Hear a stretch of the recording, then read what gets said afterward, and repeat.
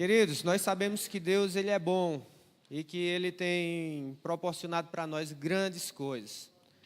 Na verdade, a Bíblia diz que toda boa dádiva, todo bom presente e todo dom perfeito, ele vem do alto, do Pai das luzes, em quem não há mudança, nem sombra alguma de variação. Então, tudo o que eu e você precisamos está em Deus. E não só está em Deus, mas Ele proporcionou para nós meios para que isso se manifeste na nossa vida. Amém, queridos? E é muito bom a gente tirar esse tempo aqui nessas manhãs para aprender um pouco mais da palavra. Quando a gente abre o coração, quando a gente se dispõe a aprender do Senhor, Ele sempre vai falar conosco. Deus só não fala a um coração duro, a um coração insensível, a um coração soberbo e arrogante que não quer ouvi-lo. Mas quando as pessoas elas abrem o coração e com simplicidade e sinceridade, elas reconhecem a grandeza de Deus e decidem, Senhor, eu não sei de tudo, eu preciso aprender, eu quero que o Senhor me ensine. Deus, Ele se manifesta falando ao nosso coração e nos ensinando, amém? Glória a Deus. E nós precisamos estar com essa convicção no nosso coração, irmãos. Deus é um bom Pai e nós somos amados por Ele. Ele nos ama com amor incondicional e nós precisamos manter firme e vivo essa consciência dentro de nós, amém? E nós estamos aprendendo sobre esse livro tão maravilhoso, Prosperidade Bíblica, um guia equilibrado sobre a questão de finanças na nossa vida. Irmãos, é precioso demais a gente aprender sobre esse assunto. Eu costumo dizer que Deus ele tem um ponto de equilíbrio quando fala a respeito de dinheiro, a respeito de finanças na palavra. E Deus fala muito sobre isso. Deus fala até mais do que sobre fé, do que sobre outros assuntos dentro da palavra do Senhor. Sobre dinheiro, sobre posse, sobre bens. Porque Deus sabe a importância que isso tem e como isso concorre no nosso coração para a gente muitas vezes dar mais atenção a bens, a dinheiro do que ao próprio Deus. E Deus ele nos orienta na palavra porque é a vontade dele que a gente entenda sobre esse assunto e a gente entenda de uma maneira bíblica, saudável, porque se nós agirmos assim, nós seremos bem-sucedidos. Amém? Queridos, como é bom aprender do Senhor. E quando a gente aprende da maneira certa, tudo aquilo que é errado a gente começa a tirar da nossa vida e as coisas começam a dar certo. As coisas começam a se acertar. É verdade, Luciano, que existe muita coisa sendo ensinada no que diz respeito a dinheiro e finanças, até mesmo nas igrejas. É verdade. Eu não posso enganar você e dizer, tem coisa até muito mais do que a gente se dá conta sendo ensinado errado e sendo feito de maneira errada. Mas não é por isso que nós vamos deixar de conhecer a verdade e de ensiná-la.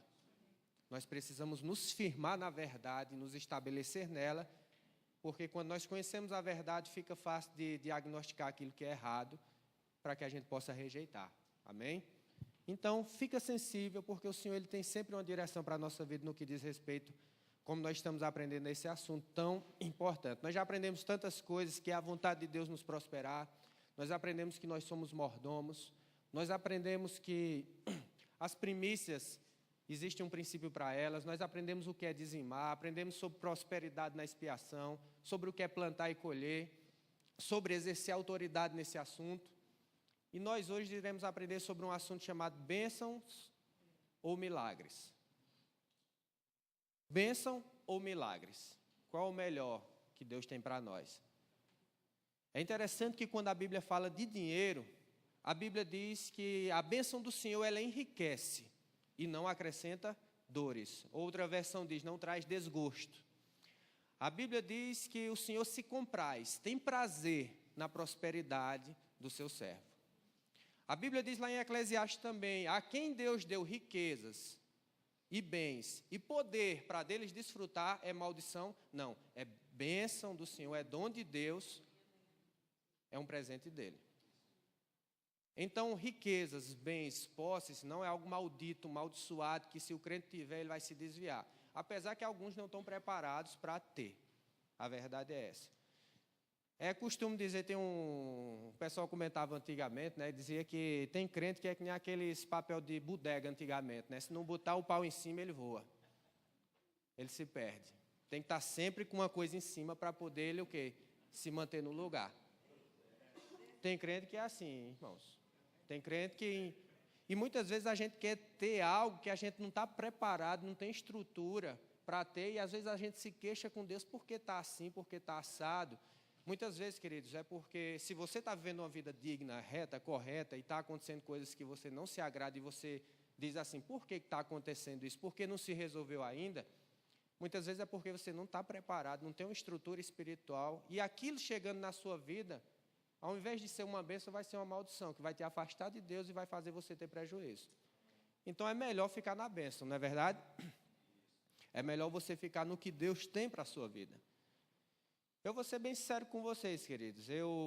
Num assunto que nem desses de escola dominical, a gente vem para aprender a palavra, vem para entender os princípios, porque o ensino é assim, é regra sobre regra, né? Preceito sobre preceito. A gente tem que ser bem organizado, né, Vasconcelos? Assim, para poder passar o entendimento para as pessoas sobre um assunto, porque eu sou sincero com vocês, eu amo ouvir pregadores, bons pregadores. Mas eu vou ser bem sincero, eu amo muito mais ouvir bons mestres. Isso é de mim, né? Isso diz respeito também àquilo que Deus me toca mais para a inclinação que eu tenho mais, questão ministerial e tudo. Mas eu digo uma coisa para vocês, é muito bom aprender a palavra. É muito bom entender a palavra porque isso nos traz segurança. Isso nos traz uma firmeza que a gente não vacila, a gente permanece firme, pode acontecer o que acontecer na nossa vida. Então, vale a pena se firmar. O problema é que a crentaiada, né? A crentaiada é uma benção. A crentaiada que é tudo... Porque hoje em dia a gente está acostumado tanto com comida fast food, né? Que quer chegar, quer ser servido rápido, que é uma coisa já pronta, que a gente pensa que às vezes no reino espiritual as coisas são dessa forma, e às vezes não é. Precisa um preparo, é a moda antiga, né? O reino de Deus às vezes é a moda antiga. Você tem que ainda ir lá, tirar o alimento do campo, ir lá descascar, poder preparar, para poder ir lá para o fogo, aquele processo todo, para você depois aproveitar dele. A gente está tão acostumado nas coisas tão vapt-vupt, né, tão fast food, que a gente quer tudo para ontem. Não é à toa que a gente estamos vivendo tanto transtorno de ansiedade, né? Que a gente vive em uma época que a gente não sabe esperar por nada. E Deus está dizendo, eu não mudei. Eu continuo sendo o mesmo. Quando é preciso eu agir rápido, eu vou agir.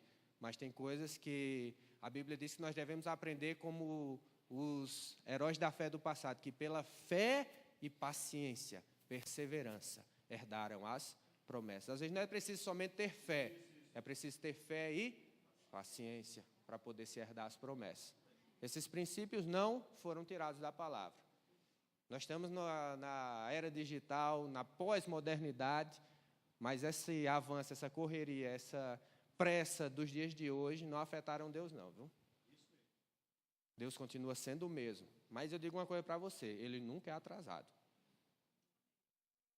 Ele nunca é atrasado. Ele é sempre pontual. Ele é sempre correto, Ele é sempre, no tempinho certo, Ele sempre opera e age na nossa vida. Amém? Queridos, e a respeito de dinheiro, como nós vemos que a Bíblia ensina tanto sobre isso, que às vezes a gente pensa que dinheiro é riqueza, né? Eu vi uns dias desse, até uma frase daquele pregador, Tiago Brunet, que ele diz o seguinte, dinheiro não é riqueza, dinheiro é uma ferramenta. Dinheiro é somente papel, é uma ferramenta para você adquirir de alguma forma a riqueza. Porque tem muita gente, se dinheiro em si fosse riqueza, tem muita gente aí que é rica e é miserável ao mesmo tempo. Uma família destruída, uma vida aí miserável, uma vida que, por mais dinheiro que ele tenha, a gente olha assim e diz, eu não troco a vida que eu tenho por a vida de um desgraçado desse, não. Porque uma pessoa que está desprovida de graça é uma pessoa o quê? Desgraçada. A gente não quer usar a palavra, né, às vezes, mas a verdade é essa, irmãos. Pessoas sem Deus, sem conhecer a palavra, uma família destruída, os filhos aí vivendo uma vida completamente errada. Pessoas que às vezes dizem, eu daria tudo o que eu tenho. E às vezes é muita coisa, viu? Para ter uma família bem, para viver bem, para ter saúde, para viver uma vida digna.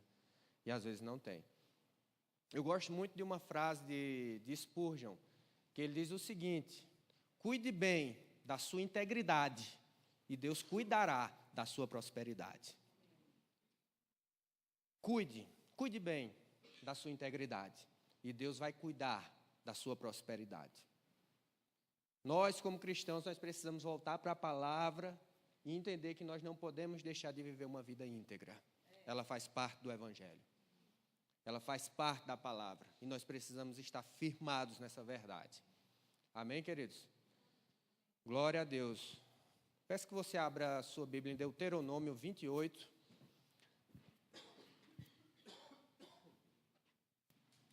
Deuteronômio 28. Eu ia usar até outro texto para começar, mas senti de falar esse texto para a gente usar como um trilho. Aleluia. Deuteronômio. Essa menina do Google aí é enxerida, né? Quando a gente menos espera, ela fala com a gente. Deuteronômio 28, versículo 8. Diz o seguinte: o Senhor determinará que a bênção esteja nos teus celeiros e em tudo o que colocares a mão, e te abençoará na terra que o Senhor teu Deus te dá. Vou ler novamente. O Senhor determinará que a bênção esteja nos teus celeiros e em tudo que colocares a mão, e te abençoará na terra que te dá o Senhor teu Deus. O assunto do livro aqui é sobre bênção ou milagres. Qual o melhor disso para a nossa vida? O melhor que nós podemos desfrutar, qual seria? Queridos, digo uma coisa para você: milagres é algo maravilhoso. Milagres é uma intervenção de Deus no natural, que não tem explicação, que a medicina não explica, que as leis naturais não explicam. É uma intervenção de Deus que entra e muda as circunstâncias, muda aquilo que está diagnosticado, muda tudo e não tem explicação. Isso é um milagre. E nós vemos os milagres acontecendo na palavra em vários aspectos. Nós vemos Jesus operando vários milagres. Nós vemos na palavra os milagres sendo manifestos. Mas uma coisa eu digo para vocês: a questão dos milagres, eles são importantíssimos, principalmente na pregação do Evangelho. Porque nós vamos ver por 2 pontos. A pregação do Evangelho, ela precisa, a Bíblia diz que os milagres, os sinais, eles aconteciam como uma confirmação do Evangelho. E até hoje deve ser assim. Mas eu estou falando dos milagres no que diz âmbito pessoal, naquilo que diz respeito para a nossa vida pessoal, nós que já servimos a Deus, que já somos do Senhor. Os milagres são melhor do que a bênção? Por quê? Porque os milagres, como eu disse, eles são uma intervenção de Deus no meio natural, transformando as coisas que não tem explicação. Mas nós olhamos e nós vemos que a bênção é o quê? Uma intervenção sobrenatural, da qual Deus se utiliza dos meios naturais para o quê? Para poder nos abençoar. Os meios naturais, eles se utilizam de meios naturais, em que a gente faz as coisas e as coisas dão certo. Às vezes a ciência, os especialistas podem dar um diagnóstico, podem até supor o que aconteceu, mas por trás dos panos a gente sabe que é por causa de uma bênção que está sobre a nossa vida. É algo que às vezes a gente não consegue explicar como uma coisa rendeu tanto, como uma coisa deu tão certo, como isso aconteceu para ser tão bem sucedido. Mas nós sabemos que é por causa de uma bênção que existe. Sabe por quê, queridos? Porque os milagres, eles são mais espetaculares do que as bênçãos. Eles vão sempre ser mais espetaculares. Quem não quer receber um milagre? A pessoa está lá, num estado de enfermidade, doença. A medicina diz: isso aí, ó, não tem mais jeito não. Não tem cura, o que a gente podia fazer já fez, agora só Deus. Aí vai lá, Deus intervém, a pessoa fica boa, vai lá, faz os exames, o médico diz: eu não sei o que aconteceu. Eu não sei explicar isso aqui. Porque o diagnóstico era esse mesmo, mas eu não estou entendendo isso aqui não. Refaz o exame de novo, não tem explicação. Só Deus mesmo para fazer isso. Nós vemos isso na palavra acontecendo, até quando Jesus mesmo, que os discípulos, Jesus disse: vocês vão para outra banda, vão para outra margem. Nós vemos isso acontecendo, e quando eles vão, Jesus sobe para o monte para orar, Enquanto isso, se levanta uma tempestade no meio do mar, que ele já estava com a munheca doída de tanto tirar a água dentro do barco. Já estavam esgotados, de madrugada, cerca de 3 horas. No começo da noite eles saíram. Quando era 3, 4 da manhã, estava ainda eles lá, sofrendo no meio do mar. Já estavam exaustos. Aí chega aquele homem andando por sobre as águas. E eles se apavoraram. É um fantasma. Se desesperaram. Mas Jesus veio por quê? Porque ele veio intervir. Sabe por quê, queridos? Porque para a gente viver de milagres em milagres, a gente precisa estar de crise em crise. Porque milagres eles vão se manifestar em tempos de crise. Por isso que milagres se manifestam, porque existe uma crise grande que precisa de uma intervenção sobrenatural para que aquilo ali seja resolvido. Isso é um milagre. E eu gostei de uma história que o autor ele conta aqui no livro. Deixa eu ver qual é a página. É a página 158, quem está com o livro, viu?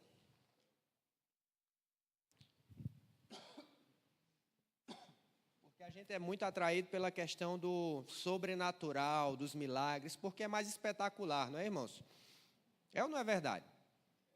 Qual é o mais espetacular? Você viver abençoado ou você receber um milagre, uma intervenção que ninguém explica? Você ainda estufar o peito e receber um milagre. Aleluia. Explica aí, irmão, o que é que aconteceu? É muito melhor. Às vezes, no sentido de mostrar algo espetacular, um milagre. Mas nós vemos aqui essa história que ele conta aqui de certa mulher ficou presa no telhado durante uma enchente. Ela estava em uma situação desesperadora.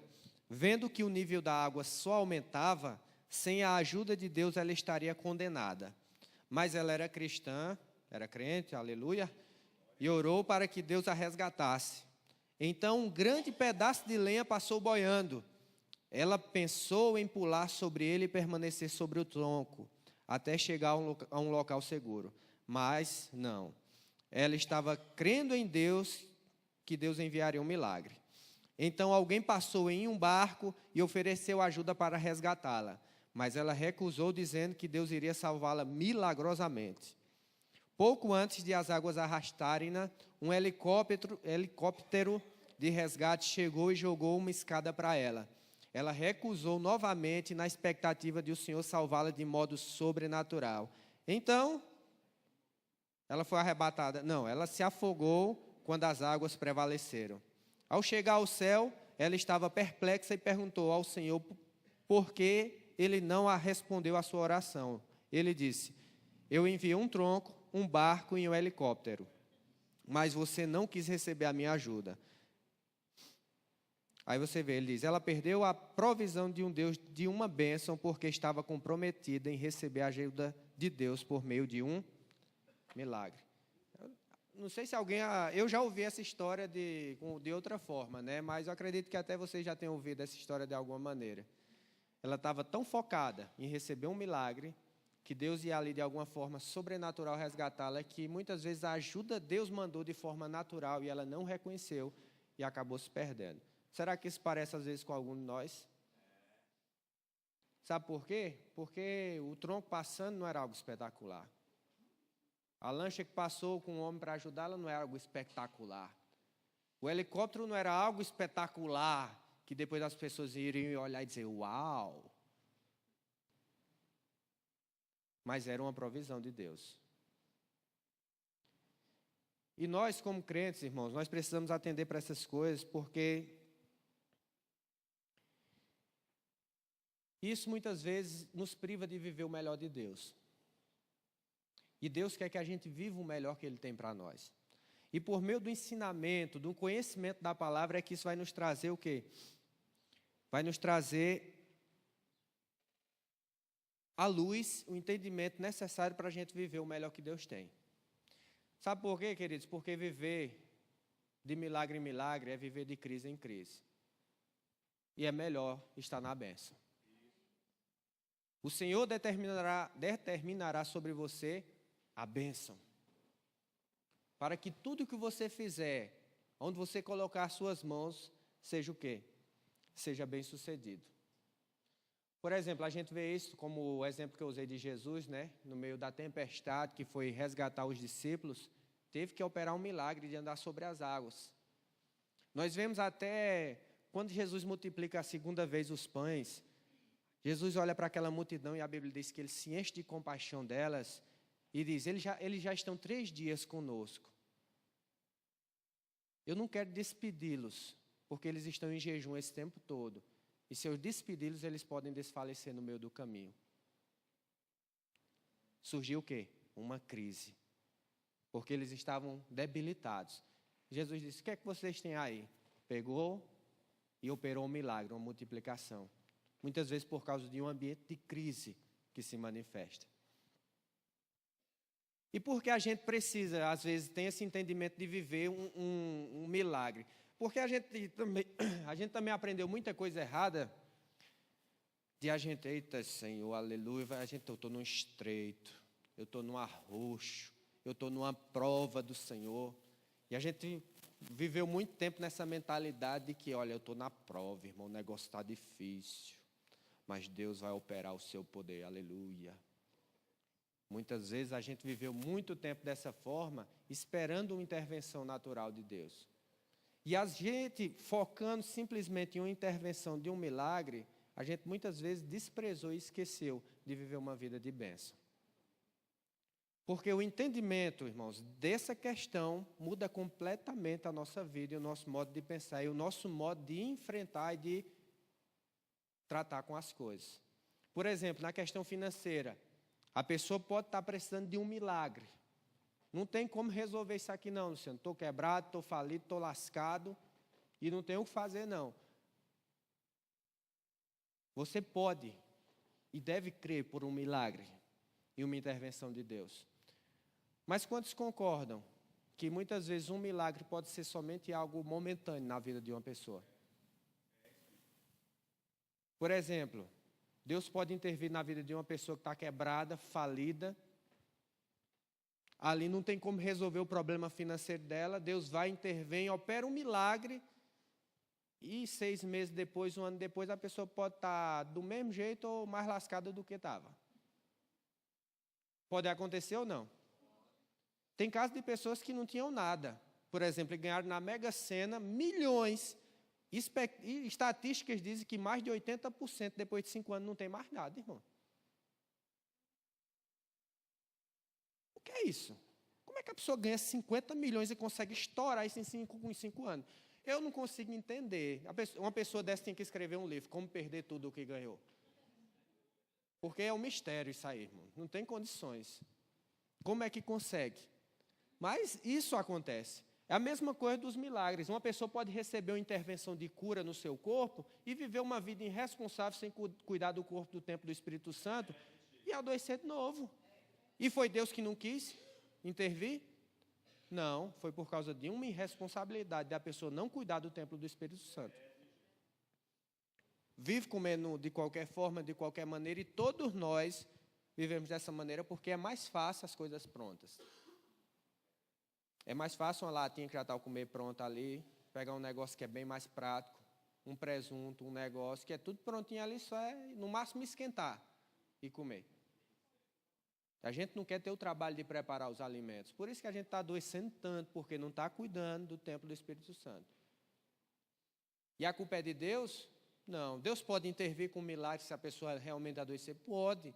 Mas se a pessoa não mudar, ela pode voltar a ter o mesmo problema de novo. E a culpa é de Deus? A culpa não é de Deus. Por isso, queridos, que um milagre é algo espetacular. É algo maravilhoso que a gente não tem nem como... Luciano, eu não tenho como explicar como é que isso foi resolvido, não, rapaz. Eu estava numa crise financeira que dava dó. Até os gatos e os cachorros de casa estavam chorando de tristeza de mim. Mas Deus interveio. Deus operou. Aleluia. E se essa pessoa não for uma pessoa prudente, uma pessoa que administra bem o que ela tem, com pouco tempo depois ela pode estar enroscada de novo até o pescoço em dívidas novamente. Valeu de alguma coisa o milagre? Valeu. Mas ela, por não saber andar na bênção, ela perdeu o melhor que Deus tinha. Vocês estão entendendo? Amém, queridos? A gente pode perder o melhor que Deus tem se a gente não andar na bênção. O milagre é bom? É. É maravilhoso? É. mas não é o melhor que Deus tem. Aleluia. Como eu disse, irmãos, não vale a pena você viver uma vida de milagres, porque você vai ter que viver de crise em crise. É muito melhor viver na bênção, viver no melhor que Deus tem para mim e para a tua vida, para que a gente possa viver o quê? Viver uma vida abençoada. Amém? O Senhor determinará sobre você a bênção, para que tudo que você colocar às suas mãos seja bem sucedido. Irmãos, quando Deus criou o ser humano, Deus nos criou num ambiente de bênção. Amém? Deus criou em um ambiente de bênção. Quando o pecado entrou, o pecado trouxe a maldição, em que essa bênção ela foi tirada e deu lugar à maldição. Porque é interessante que quando Deus criou os animais, criou as coisas, a Bíblia diz que Deus viu que era bom. E a Bíblia diz, e Deus os abençoou dizendo, multiplicai, crescei-vos e enchei a terra. É interessante que Deus criou o homem e disse, e viu Deus que era muito bom. Aí a Bíblia diz, e Deus os abençoou dizendo, multiplicai-vos, enchei a terra e dominai-a. Mesmo depois de Deus criar algo que Ele mesmo criou e viu que era bom, muito bom, Ele ainda viu a necessidade de abençoar. E disse, Deus abençoou, mesmo depois de dizer, é muito bom o que eu fiz, cara. Ele disse, eu os abençoo, crescei, multiplicai-vos, enchei a terra, dominai-a, eu entrego a vocês. Aí quando veio o pecado, a Bíblia diz que o próprio Deus disse, maldita é a terra por causa do homem. Maldição veio depois do pecado. Maldição veio depois da desobediência. Maldição veio depois que nós, falo como humanidade, pecamos contra Deus. E isso abriu as portas para o pecado. E o pecado sempre vai trazer maldição. O pecado sempre vai trazer afastamento de Deus. O pecado sempre vai trazer aquilo que nos priva do melhor de Deus. Então, se deduz, eu creio que eu e você pode deduzir que o pecado não compensa. Não vale a pena. Mais interessante é que Deus tem uma provisão maravilhosa para mim e para você. Você pode abrir em Gálatas 3,13.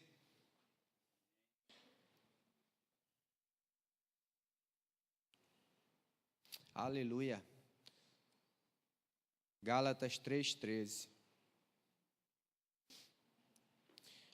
Antes de ler esse versículo, você pode abrir. Eu vou ler aqui um parágrafo do autor aqui no livro, se caso você tiver, o segundo parágrafo. Obrigado. O segundo parágrafo da página 160 diz assim: observe também os versículos anteriores, como Deus os abençoou, foi dizendo suas palavras, que colocou neles a sua vida espiritual. Favor e habilidade de crescer, multiplicar e prosperar em tudo que colocasse em suas mãos. Aí o versículo que eu li diz, ali ordena o Senhor a sua bênção e vida para sempre. Esse é o Salmo 133, melhor dizendo, que o Senhor ordena a sua bênção e vida para sempre. Levítico 25, 21 diz, então eu vos darei a minha bênção. E o Deuteronômio 28, que foi o que a gente leu, diz, o Senhor determinará que a bênção esteja nos teus celeiros e em tudo que colocares a mão e te abençoará. Então, a vontade de Deus para mim e para você é que nós vivamos uma vida de bênção. Deus quer que eu e você viva abençoado por causa da bênção dEle. Por causa do cuidado dEle, por causa da intervenção dEle, eu e você podemos viver uma vida de bênção. Mas como nós vimos, o pecado, a desobediência a Deus, trouxe a maldição sobre todos nós. Morte, miséria, doença, tudo que não presta veio por causa do pecado. E é interessante que Gálatas 3,13, esse texto que vocês abriram aí, olha, tá? Se puder botar aqui também, viu?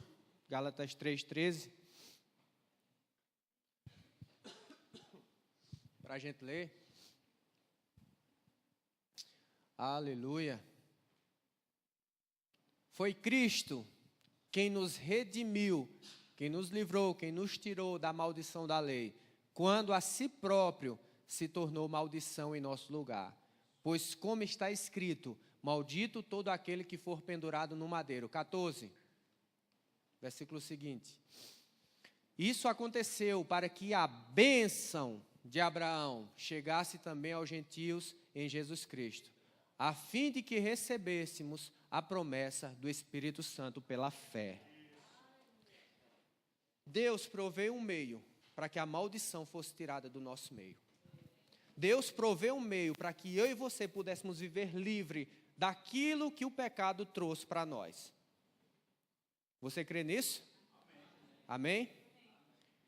Glória a Deus. Agora o problema de algumas pessoas e até alguns ministros é pensar que a maldição deixou de existir. A maldição não deixou de existir. Quantos aqui creem que Jesus morreu pelos nossos pecados e Ele tirou os nossos pecados? Amém? Amém, irmãos? Amém. Glória a Deus. Já estou ficando preocupado. Aí eu tenho uns irmãos que não estão crendo. Amém? Jesus morreu pelos nossos pecados para os tirar. A Bíblia diz que Ele, o Senhor, é aquele Cordeiro de Deus que tira o pecado do mundo. Amém? Glória a Deus. Ele tirou o pecado da nossa vida. O pecado deixou de existir? Não deixou de existir. Se eu, que aceitei o que Jesus fez e agora estou justificado, decidi viver no pecado, as consequências do pecado são reais na minha vida ou não? Se eu abandonar a graça e viver em pecado, o pecado vai dominar a minha vida novamente ou não? Sim ou não? O pecado deixou de existir? Ele foi tirado de nós? Foi, mas não deixou de existir. Cristo nos resgatou da maldição da lei, fazendo-se Ele maldição por nós. Posicionalmente, eu e você somos abençoados. Mas a partir do momento em que eu deixo de obedecer e ando fora dos princípios da palavra, eu saio da posição de que Cristo me redimiu da maldição da lei, de abençoado, da bênção de Abraão. E quando eu deixo o lugar de bênção, o que é que acontece? Eu dou lugar à maldição. Irmãos, isso é claro. Não adianta a gente querer achar cabelo em ovo. Tem alguns que dizem, não, a bênção vai ficar adormecida. Adormecida não, você vai sair da posição e a maldição vai entrar na sua vida. Se eu tenho um abençoado... Cadê? Deixa eu ver aqui. Vamos ver. Tem aqui essa tomada. Vamos dizer que esse ar-condicionado ali está ligado nessa tomada. Um exemplo. Se eu tirar aqui, o que é que acontece? Ele desliga. A energia está adormecida. A energia está ativada, tá? A linha todo vapor. Quem se desligou da energia foi o quê? Foi o cabo. Se eu ligar de novo, volta a funcionar. A energia não está adormecida. A bênção não fica adormecida. Nós que saímos da posição de abençoados e muitas vezes damos lugar a uma vida que a gente está sujeito à maldição que Jesus já nos resgatou, está ativa na nossa vida. Assim, da mesma forma que eu e você somos livres do pecado, lavados e remidos no sangue de Jesus, e eu creio nisso de todo o meu coração. A Bíblia diz que Deus fez ele pecado para que eu e você fôssemos feitos justiça, inocentados. Em outras palavras, a palavra justiça significa como se eu e você nunca tivesse pecado antes. Tem até uma frase, foi um texto que eu não sei se foi o pastor que colocou, acho que foi o pastor que disse, botou num grupo, que disse que o quê? Que nós temos o direito de se colocar diante de Deus como Jesus, porque Ele se colocou diante de Deus como nós éramos antes. É de Spurgeon, né? É uma frase, essa eu não lembro exatamente a frase, mas aquilo é maravilhoso. Isso é uma realidade, queridos. Jesus tomou o nosso lugar de pecado, de maldição, de condenação, para que eu e você seja justificado, inocentado. A nossa ficha, que era suja, era corrida. Acho que a ficha era tão grande que batia lá na praça, se fosse abrir o rolo aqui da ficha criminal, né, Zé? O negócio era comprido. A ficha era comprida, suja, pior do que o esgoto dessa cidade. E Jesus foi e passou o sangue dele nessa ficha. E rasgou esse escrito de dívida. E cravou na cruz. E a Bíblia diz que ele nos redimiu pelo seu sangue. Ele nos resgatou por seu amor, pelo seu sangue. E nos justificou nele. E nos inocentou por sua graça. Pela fé no seu sacrifício, não por aquilo que a gente faz. É só crer, irmão. Como é fácil, né? É só, eu estava lascado, com a ficha corrida aí, o negócio estava feio para o meu lado, e eu me arrependi, criei em Jesus, e a ficha foi tirada. O escrito de dívida foi rasgado somente porque eu criei, só. Agora eu permaneço naquilo que Jesus fez por mim, vivendo uma vida de obediência, e Deus o quê? Me abençoa, queridos. E o pecado, a Bíblia diz, e o pecado não terá mais domínio sobre vós, vocês que não andam segundo a carne, mas segundo o Espírito. Mas se eu, crente, lavado no sangue de Jesus, abandonar essa posição e for viver no pecado, aquele mesmo pecado que não deixou de existir, volta a ter a mesma força que tinha antes de eu aceitar Jesus. Quantos estão entendendo? Da mesma forma é a bênção e a maldição. Eu estou numa posição. Posicionalmente eu tenho a bênção de Abraão sobre a minha vida. Posicionalmente, para que a bênção de Abraão chegasse aos gentios por Jesus Cristo, e a fim de que recebêssemos pela fé a promessa do Espírito. Posicionalmente eu e você somos mais que abençoados. Aleluia! Isso vale a pena, queridos. Como isso é maravilhoso. Mas a partir do momento em que eu deixo de observar os princípios e eu me desvio dele, a bênção não está adormecida, não. Ela está tirada, eu saí dela. Ela está vivinha, é como o princípio da, como eu falei daqui na outra aula que eu dei. O princípio, a lei da física, sobre a lei da gravidade, está o quê? Está aqui. Se eu pego, a lei da gravidade tem uma operação. Chave, vai subir, ou fique parada. Vai acontecer? Não, porque existe uma lei chamada a lei da física, a lei da gravidade, que quando eu entro nela, ela está em operação. A bênção, ela já está em operação. Ela está manifesta. Ela já está ligada. É a energia elétrica que a gente não vê, mas se eu me desligar dela, a energia adormeceu. Adormeceu não, você que se desligou dela. Ela está viva a todo vapor, toda a potência. Se você se conecta, todos os benefícios que ela tem, está presente na sua vida. Quantos entendem isso? Pela fé, eu creio em Jesus. Posicionalmente, eu tenho a bênção de Abraão. E a bênção de Abraão, irmão, não é pouca coisa, não. A bênção de Abraão é grande coisa para mim e para a sua vida. E quando a gente vive essa realidade e entende isso, não tem como não viver uma vida abençoada. Eu e você podemos viver uma vida na bênção. Na bênção. Na bênção. Pode acontecer milagres no caminho? Pode. Nós vemos Israel, queridos. Israel é um exemplo claro. Quando Deus o tirou do Egito, que era vida de escravidão, para uma terra, para o deserto. O deserto, o quê? Foi um lugar de milagres, ou não foi? Foi, mas ainda assim não era o melhor de Deus. Como o autor fala muito no livro. Não era. Porque, olha, interessante. Maná todo dia, irmãos. Imaginou você acordar todo dia e ir na porta de casa e tal, comer lá, milagrosamente. E Deus diz, vai ser o maná diário. É claro que isso tem uma simbologia, uma tipificação para o alimento espiritual, que é a palavra para nós hoje, que nós devemos nos alimentar diariamente. O maná não podia ser guardado para outro dia, porque senão ficava fedido e apodrecia. Somente, aí para você ver, o milagre era tão grande que Deus mandava eles guardar o sábado. Quando era na sexta, eles podiam colher porção dobrada e guardar para o sábado e não estragava. Interessante que eles viveram um milagre tão grande que eles caminhavam no deserto de dia, existia uma nuvem que acompanhava, a nuvem exclusiva do céu, para guardar, para que eles não fossem abrasados por causa da quentura do deserto. De noite tinha uma coluna de fogo visível, para que o frio do deserto não lascasse eles. Isso é milagre ou não, irmão? Interessante, aí tem um menino lá, imagina Sarinha, Zé Inaldo, daquele tamanho, aí Sarinha daqui a 5 anos, está com a mesma sandália. A sandália cresceu junto com o pé. A roupa cresceu junto com o corpo, sem precisar trocar. Isso é milagre. Imaginou sua roupa passar 10 anos e ela não envelhecer, não desbotar, ficar do mesmo jeito? Isso é milagre ou não?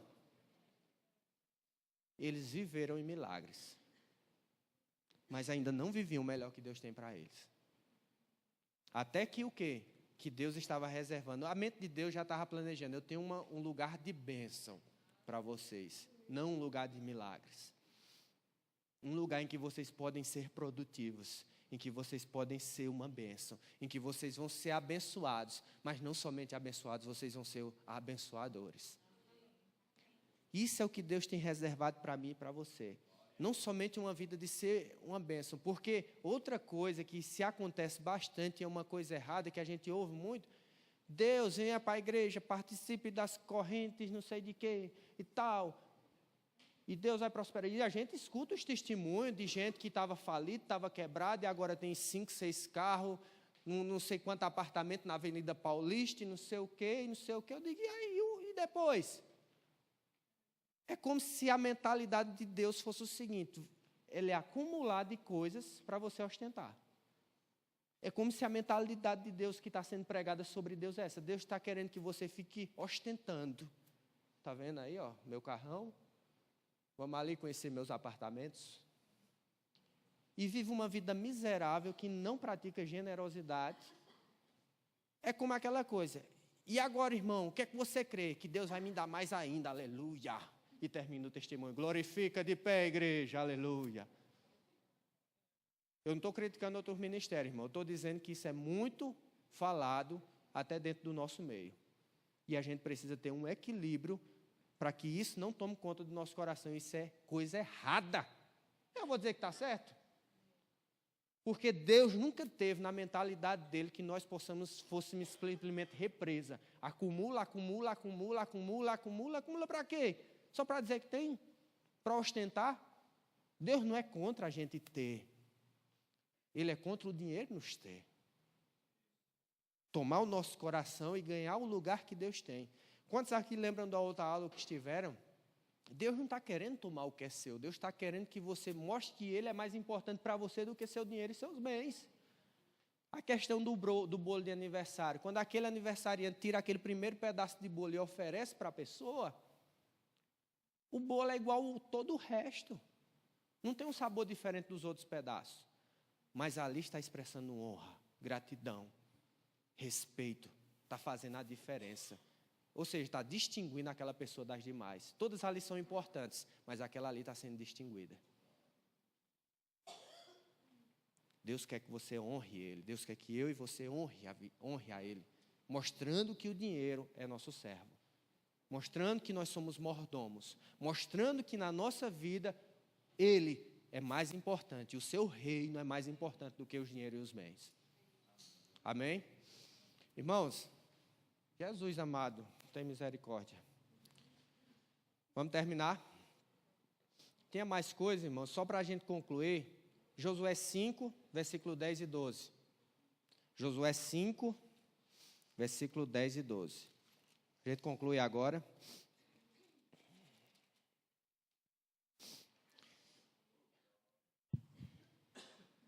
Estando, pois, os filhos de Israel acampados em Gilgal, celebraram a Páscoa no dia 14 do mês à tarde, nas campinas de Jericó. Comeram do fruto da terra no dia seguinte à Páscoa, pães asmos e cereais tostados comeram nesse mesmo dia. No dia, preste atenção, no dia imediato depois que comeram do fruto da terra, qual era a terra? A terra que mana leite e mel, que Deus prometeu que eles sairiam do Egito e Deus os plantaria numa terra que mana leite e mel. Quando eles, depois que comeram do produto da terra, cessou o maná e não tiveram mais os filhos de Israel. Mas naquele ano comeram as novidades da terra de Canaã. Queridos, Deus colocou eles num lugar de bênção, para que eles agora começassem a produzir. E o trabalho das mãos deles seriam abençoados. Deixa eu dizer uma coisa para você. Uma posição, um lugar de bênção, não é um lugar de comodismo, de preguiça e de inércia. Deus não queria colocar eles na terra prometida. Se eles tivessem entrado na terra, cessou o maná, se eles deixassem de plantar, o que é que iria acontecer? Eles iriam morrer de fome. Porque Deus plantou eles na terra prometida, mas Ele disse: agora vocês vão fazer algo. Vocês não vão ser inertes. Ei, eu não quero que vocês, Deus está dizendo em outras palavras, vocês fiquem omissos, preguiçosos, pensando que vão viver uma vida de milagres. Eu quero que vocês vivam na minha bênção. Vocês vão agir, vão produzir. Mas eu digo uma coisa para vocês: vocês vão produzir sobremaneira. Vocês vão ser abençoados de uma forma tão grande que tudo que vocês colocarem as mãos vai ser bem sucedido. vocês vão produzir abundantemente, vocês vão ter com fartura, com abundância, porque eu vou abençoar o trabalho da mão de vocês. Isso é uma posição de bênção. Amém, queridos? Glória a Deus. Deixa eu só resumir, o tempo já está no final, pessoal.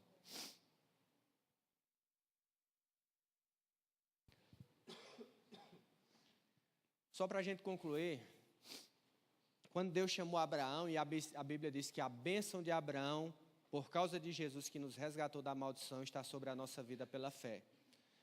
E quando Deus chamou Abraão, Abraão disse: Abraão, eu te abençoarei, eu engrandecerei o teu nome, e tu serás uma bênção. Deus tinha um propósito de abençoar muitíssimo Abraão, engrandecer o nome dele. Então, promoção, crescimento, não é maldição, é bênção.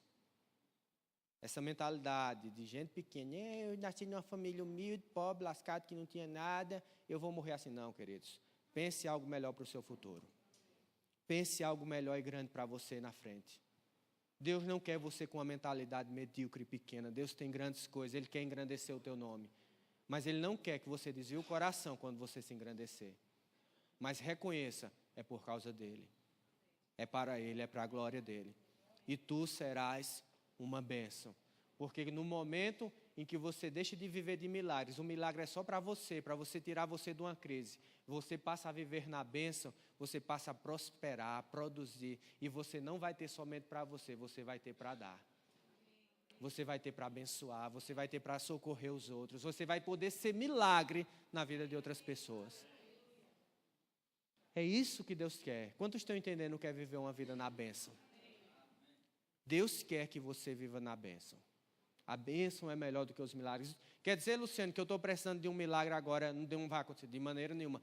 O milagre vai acontecer. Deus quer operar um milagre, mas depois que o milagre acontecer na sua vida, se mantenha na bênção. Se mantenha na bênção. E Deus vai fazer você crescer, engrandecer seu nome. Vai fazer de você uma bênção e você vai ser um sucesso. Um dos versículos, queridos, só para a gente concluir, que mais mexe comigo, assim, é Provérbios 11, 24. Aquele versículo é tremendo. Se puder botar aqui, só para a gente concluir com esse versículo. Quem dá com generosidade, vê suas riquezas se multiplicarem. Outros preferem reter o que deveriam ofertar e caem na pobreza. Vê o versículo seguinte. O generoso sempre prosperará. Quem oferece ajuda ao necessitado, conforto, receberá. Essa matemática é uma matemática muito doida, irmão. Como é que eu tenho 10? Tiro 2. Na lógica eu vou ficar com 8, eu vou ficar com menos. Mas na de Deus não. Se eu tenho e eu generosamente dou, eu fico com mais. Apesar de no momento ficar com menos, mas isso vai redundar em prosperidade e provisão depois.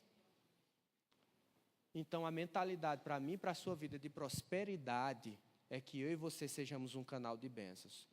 Eu sou abençoado, Deus engrandece o meu nome, mas com um propósito, ser uma bênção. Eu vou ajudar o reino de Deus a crescer, eu vou ajudar o reino de Deus a prosperar, eu vou sustentar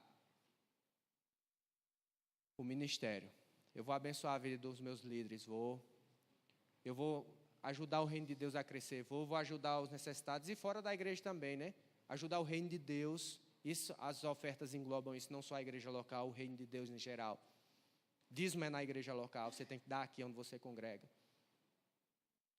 Existem esmolas, né, que você ajudar pessoas necessitadas lá fora, mas de uma maneira mais abrangente, ajudar até pessoas que precisam, você levantar pessoas lá fora. Deus tem uma mentalidade para que eu e você seja abençoado, viva na bênção, para ser um abençoador, para ser milagre nas vidas dos outros. Então, creia, irmãos, viva aquilo que Deus tem para você. Decida, eu não quero viver de milagres, mas eu quero viver na bênção. O Senhor determinará sobre você a bênção, para que onde você colocar as suas mãos, vai ser abençoado. Amém?